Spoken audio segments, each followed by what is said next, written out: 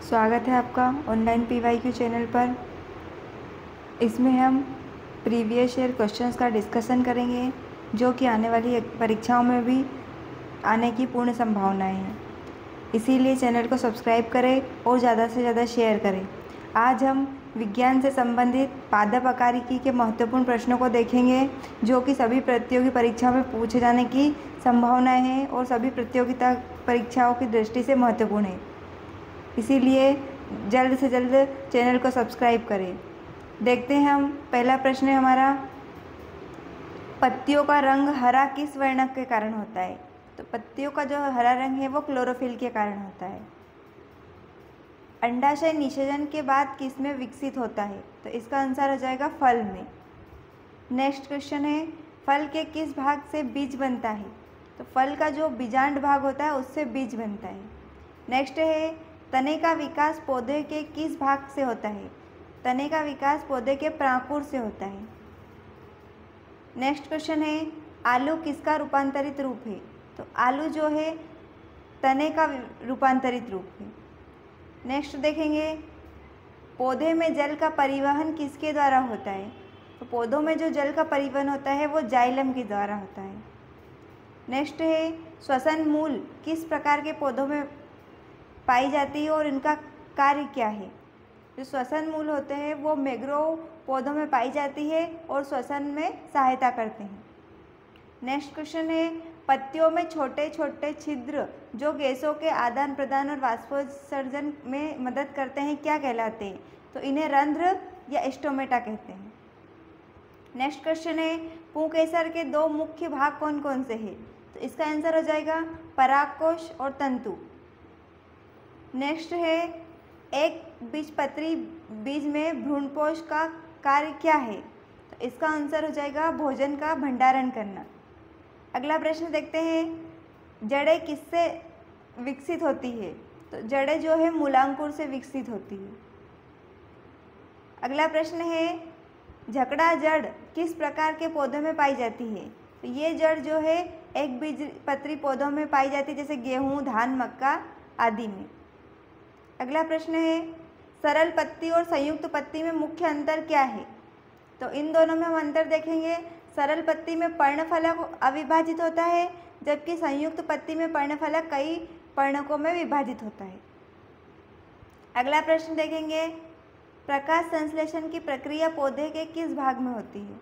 जो प्रकाश संश्लेषण की प्रक्रिया है वो मुख्यतः पौधों की पत्तियों में होती है। पत्ती का वह भाग जो इसे तने से जोड़ता है क्या कहलाता है? तो पत्तियों का भाग जो तने से जोड़ता है उसे पर्णवृंत कहते हैं। नेक्स्ट क्वेश्चन देखेंगे, भूमिगत तने के रूपांतरण के उदाहरण दे। तो अब हम भूमिगत तने के उदाहरण देखेंगे, आलू, अदरक, अरबी, प्याज आदि। अगला प्रश्न है, नारियल का खाने योग्य भाग क्या है? तो नारियल का जो खाने योग्य भाग होता है वो भ्रूणपोष कहलाता है। अगला प्रश्न है, पौधों में तैयार भोजन का परिवहन किसके द्वारा होता है? तो इसका आंसर हो जाएगा फ्लोएम के द्वारा। नेक्स्ट है, मूसला जड़ किस प्रकार के पौधों में पाई जाती है? मूसला जड़ दो है द्विबीजपत्री पौधों में पाई जाती है जैसे चना, मटर, सरसों आदि। अगला प्रश्न देखेंगे, परागकण कहाँ उत्पन्न होते हैं? जो परागकण है वो परागकोश में उत्पन्न होते हैं। तने जो प्रकाश की ओर बढ़ते हैं क्या कहलाते हैं? तो इसे क्या कहते हैं? धनात्मक प्रकाशानुवर्ती। अगला है, आम किस प्रकार का फल है? तो आम जो है अष्टी फल है।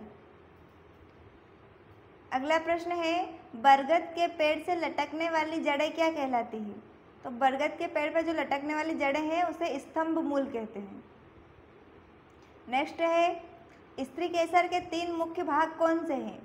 तो स्त्री केसर के मुख्य भाग है वर्तिकाग्र, वर्तिका और अंडाशय। अगला देखेंगे, सेब का खाने योग्य भाग क्या है? जो सेब का खाने योग्य भाग है वो है पुष्पासन। नेक्स्ट है, सत्य फल क्या होता है? तो सत्य फल जो है वह फल जिसका विकास केवल अंडाशय से होता है। अगला प्रश्न है आभासी फल क्या होता है? तो इसका आंसर हो जाएगा वह फल जिसका विकास अंडाशय के अलावा पुष्प के अन्य भागों से भी होता है। नेक्स्ट देखेंगे जड़ें जो गुरुत्वाकर्षण की ओर बढ़ती है क्या कहलाती है? तो जो जड़ें गुरुत्वाकर्षण की ओर बढ़ती है उसे धनात्मक गुरुत्वानुवर्ती कहते हैं। नेक्स्ट है पान की लता में पाई जाने वाली जड़ें कौन सी होती है? जो पान की लता में पाई जाती है वो जड़ें हैं आरोही जड़ें। अगला प्रश्न है नागफनी में प्रकाश संश्लेषण किसके द्वारा होता है? तो नागफनी में जो प्रकाश संश्लेषण होता है वो पर्ण का स्तंभ जो तने का रूपांतरण होता है उसके द्वारा होता है। अगला प्रश्न है मूंगफली और मटर किस प्रकार के फल है? तो मूंगफली और मटर जो है फली है। नेक्स्ट है किस प्रकार की जड़ें पौधों को सहारा प्रदान करती है जैसे कि मक्का और गन्ने में? इसका आंसर हो जाएगा अवस्तंभ मूल जो है वो पौधे को सहारा प्रदान करती है। अगला प्रश्न है पुष्पदल विन्यास क्या है? तो इसका आंसर हो जाएगा पुष्प की कली अवस्था में बाह्यदलों या पंखुड़ियों की एक दूसरे के सापेक्ष व्यवस्था है। अगला प्रश्न है प्याज और लहसुन पौधे के किस भाग का रूपांतरण है? तो प्याज और लहसुन जो है पौधे के तने का रूपांतरण है। अगला देखेंगे पत्ती का शीर्ष भाग क्या कहलाता है? जो पत्ती का शीर्ष भाग होता है उसे पर्णाग्र कहते हैं। अगला प्रश्न है पत्ती का आधार भाग क्या कहलाता है? तो पत्ती का जो आधार भाग है उसे पर्ण आधार कहते हैं। अगला प्रश्न देखेंगे गुलाब में किस प्रकार की पत्तियां पाई जाती है? तो गुलाब में संयुक्त पिच्छाकार पत्तियां पाई जाती है। नेक्स्ट क्वेश्चन है पौधे का कौन सा भाग बीज को सुरक्षा प्रदान करता है? तो पौधे में जो फल भित्ति होती है वो बीज को सुरक्षा प्रदान करता है। अगला प्रश्न देखेंगे तने में पर्व और पर्व संधियां क्या होती है? तो इसका आंसर देखते हैं पर्व वह स्थान है जहाँ से पत्तियां निकलती है और पर्व संधियां दो पर्वों के बीच का भाग है। नेक्स्ट देखेंगे तने के रूपांतरण के रूप में मिलने वाले प्रकंद का एक उदाहरण दे।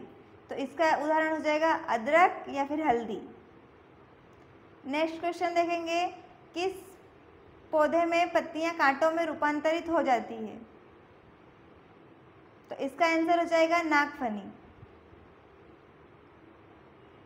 पौधों में खाद्य पदार्थों का स्थानांतरण किस दिशा में होता है? तो पौधों में जो खाद्य पदार्थ का स्थानांतरण है वो दोनों दिशाओं में होता है, ऊपर से नीचे और नीचे से ऊपर। अगला प्रश्न देखेंगे जड़ टोपी का मुख्य कार्य क्या है? तो इसके कार्य देखते हैं जड़ के शीर्ष भाग को मिट्टी में बढ़ने पर घर्षण से बचाना। अगला प्रश्न देखते हैं पुष्प के आवश्यक अंग कौन से हैं? तो पुष्प के जो आवश्यक अंग है वो है पुंकेसर और स्त्रीकेसर जो प्रजनन में सीधे शामिल होते हैं। अगला प्रश्न है पुष्प के सहायक अंग कौन से हैं? तो पुष्प के सहायक अंग है बाह्यदल पुंज और दल पुंज। नेक्स्ट क्वेश्चन देखेंगे अमरबेल किस प्रकार की जड़ प्रणाली का उदाहरण है? तो अमरबेल जो है चूसक मूल जड़ प्रणाली का उदाहरण है जो परजीवी पौधों में होती है। नेक्स्ट क्वेश्चन है बीज में भ्रूण का कौन सा भाग भविष्य के तने को जन्म देता है? तो इसका आंसर हो जाएगा प्रांकुर। नेक्स्ट देखते हैं द्विबीजपत्री बीज में बीजपत्रों का क्या कार्य है? तो इसका आंसर है भोजन का भंडारण करना और नवोदित पौधे को पोषण देना। अगला प्रश्न देखते हैं फूल का नर प्रजनन अंग क्या कहलाता है? तो इसका आंसर हो जाएगा पुंकेसर। नेक्स्ट देखते हैं फूल का मादा प्रजनन अंग क्या कहलाता है? तो इसका आंसर हो जाएगा स्त्रीकेसर या फिर अंडक। अभी हमने पादप अकारी से संबंधित 50 प्रश्नों को देखा और उनके उत्तर को देखा। ऐसे ही प्रश्नों को देखने के लिए चैनल को सब्सक्राइब करें और ज़्यादा से ज़्यादा शेयर करें।